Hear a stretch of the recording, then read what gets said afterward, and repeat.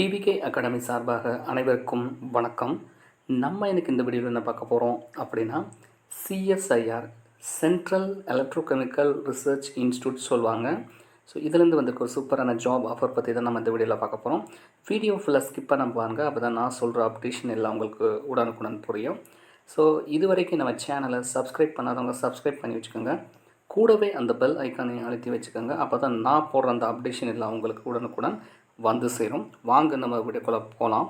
Central electrochemical research institute. So இது எங்கே பார்த்தீங்கன்னா சிவகங்கை டிஸ்ட்ரிக்ட் காரைக்குடியில் இருக்குது. ஸோ இங்கேருந்து வந்து ஒரு சூப்பரான ஜாப் என்ன அப்படின்னா, senior project junior research fellow and project அசோசியேட்டில் இந்த இந்த இந்த போஸ்ட்டுக்கு தான் வேகன்சிஸ் வந்து கொடுத்துருக்காங்க. ஸோ இந்த ஜாபை பொறுத்தளவில் நல்லா தெரிஞ்சுக்கோங்க. முழுக்க வந்து டெம்பரரி பேஸ்டு ஜாப் தான், பர்மனெண்ட் கிடையாது. ஸோ இதற்கான தகுதிகள் என்ன, யாரெல்லாம் அப்ளை பண்ணாங்கிறத பார்க்கலாம். ஸோ ஃபஸ்ட்டு ஜாப் பார்த்தீங்கன்னா சீனியர் ப்ராஜெக்ட் அசோசியேட்.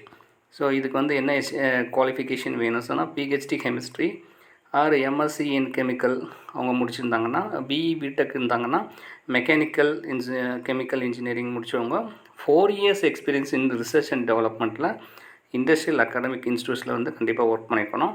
ஸோ இவங்களுக்கு வந்து ஏஜை பார்த்தீங்கன்னா 40 ஏஜ், அதாவது 40 ஏஜுக்குள்ளே இருக்கணும். ஸோ இவங்க எந்த ப்ராஜெக்டில் எந்த டைட்டிலில் ஒர்க் பண்ணுறாங்கன்னு தெளிவாக கொடுத்துருக்காங்க, அதை படித்து பார்த்துக்காங்க. ஸோ இவங்களுக்கான அந்த மாத ஊதியம் பார்த்திங்கன்னா 42,000 வரைக்கும் கிடைக்கும். ஸோ இதில் வந்து பார்த்திங்கன்னா சீனியர் ப்ராஜெக்ட் அசோசியேட்டில் வந்து பார்த்திங்கன்னா 2 வேகன்சிஸ் கொடுத்துருக்காங்க. ஸோ 2வது வேகன்சிஸ் பார்த்திங்கன்னா chemical mechanical R chemical R chemistry வந்து பிஹெச்டி முடிச்சுக்கணும். மெட்டலாஜிக்கல் அண்ட் மெட்டீரியல் இன்ஜினியரிங்கும் முடித்தவங்க அப்ளை பண்ணிக்கலாம். எம்இ எம்டெக் முடித்தவங்களாக இருந்தது தான் அவங்க வந்து பார்த்திங்கன்னா மெட்டலாஜிக்கல் அண்ட் மெட்டீரியல் இன்ஜினியரிங்கில் with 2 years experience with research and டெவலப்மெண்ட்டில் முடிச்சிருந்துருக்கணும். ஸோ அதே இது வந்து பார்த்திங்கன்னா பிஇ பிடெக் முடிச்சிருந்தவங்களாக இருந்தாங்கன்னா அது ஒரு கெமிக்கல் இன்ஜினியரிங்கில் 4 years experience with research and டெவலப்மெண்ட்டில் அவங்க எக்ஸ்பீரியன்ஸ் இருக்கணும். ஸோ இவங்களுக்கு மாத ஊதியமாக 42,000 வரைக்கும் ப்ளஸ் ஹெச்ஆர்ஏ வரைக்கும் கிடைக்கும். ஸோ இவங்களுக்கு வந்து ஏஜ் பார்த்தீங்கன்னா 40 வயதுக்குள்ளே மிகாமல் இருக்க வேண்டும். ஸோ நெக்ஸ்ட்டு வந்து பார்த்தீங்கன்னா ஜூனியர் ரிசர்ச் ஃபெல்லோவில் பார்த்தீங்கன்னா ஒரே ஒரு வேகன்சிஸ் கொடுத்துருக்காங்க. ஸோ இதற்கு பார்த்தீங்கன்னா என்ன தகுதி அப்படின்னா, MSc nano science, nano technology material and chemistry.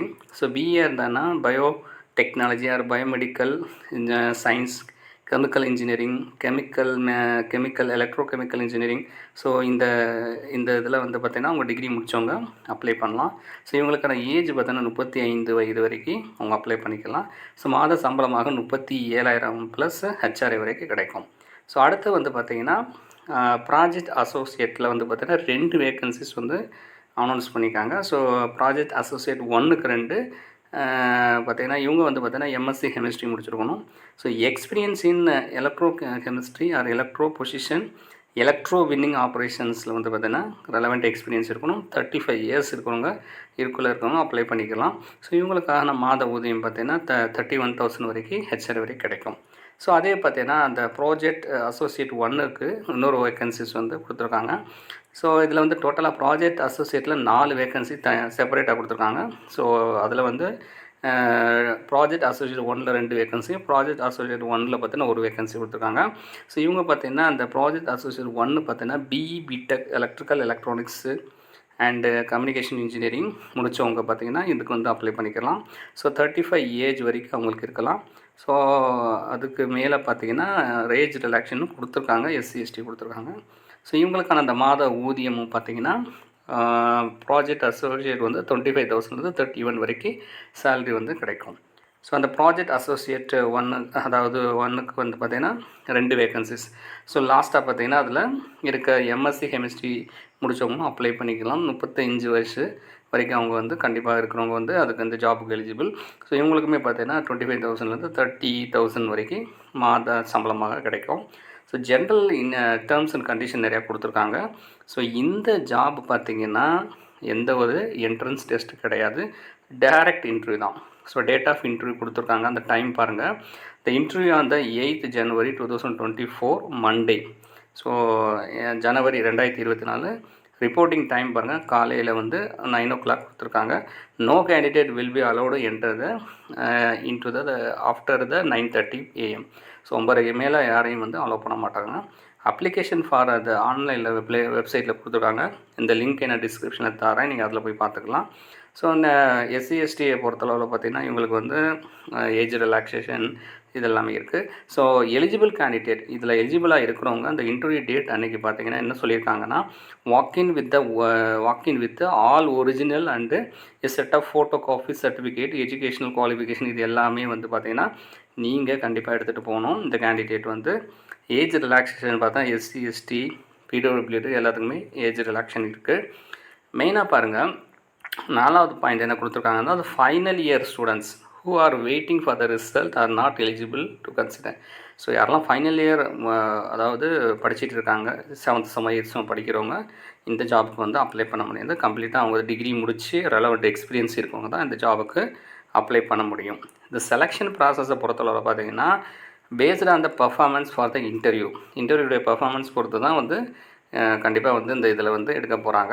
So இதில் வந்து பார்த்தீங்கன்னா ஒரு கமிட்டி வந்து ஸ்க்ரீனிங் டெஸ்ட்டு ஒரு ஷார்ட் லிஸ்ட் கேண்டிடேட்டை வந்து செலக்ட் பண்ணுறாங்க. ஸோ மெயினாக இந்த ஜாபில் வந்து பார்த்திங்கன்னா என்ன கொடுத்துருக்காங்கன்னா இந்த யூனிவர்சிட்டிஸ் இன்ஸ்டியூஷனில் பார்த்திங்கன்னா சிஜிபிஏ கேல்குலேஷன் பார்த்திங்கன்னா அந்த பர்சன்டேஜ் வைஸாக தான் வந்து அவங்க வந்து பார்த்திங்கன்னா அந்த எடுத்துக்கிறாங்க. ஸோ நம்பர் ஆஃப் பொசிஷன்ஸ் வந்து பார்த்திங்கன்னா இன்க்ரீஸ் டிக்ரீஸ் வந்து பார்த்திங்கன்னா பேஸ்ட் ஆன் அந்த ப்ராஜெக்ட்ஸ்க்கு ஏற்ற மாதிரி இன்க்ரீஸ் ஆகலாம் டிக்ரீஸ் ஆகலாம்.